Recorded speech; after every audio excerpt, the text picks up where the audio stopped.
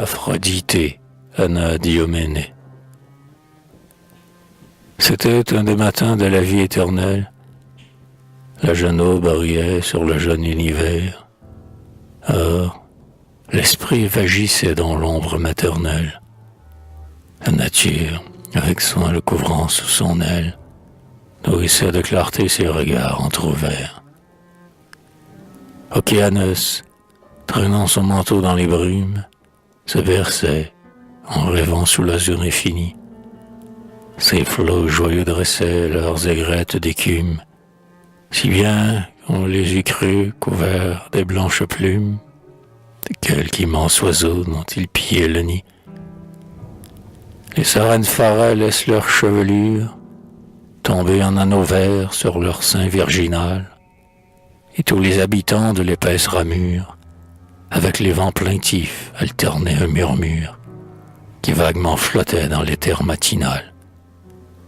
Or, comme un encensoir, la jeunesse du monde élevait ses parfums dans les splendeurs du jour.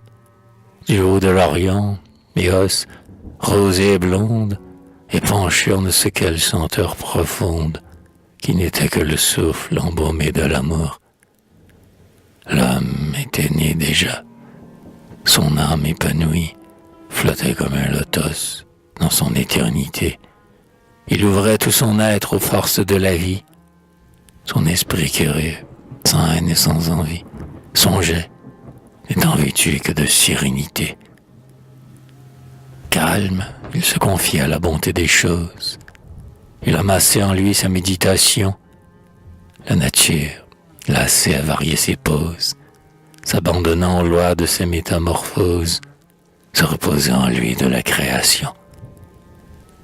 Et la matière, alors, comme une fiancée, pour féconder son flanc appelait un amant, et l'homme l'a compris. Et l'œuvre commencée enfante un nouveau monde infini, la pensée. Depuis, l'homme est le Dieu qui crée incessamment. La nature s'apaise, elle a trouvé son maître. La genèse, dès lors, s'accomplit dans l'esprit. Le souverain du monde à peine vient de naître, que l'on voit le chaos rugissant disparaître, et surgir les sommets où l'idéal fleurit. L'homme est Dieu, vagissant dans son nid de lumière. Il grandit lentement dans la bune du ciel. Il délivre, en chantant, son âme prisonnière. Sous sa main, jeune encore, il donne de la matière, et ses désirs actifs transforment le réel.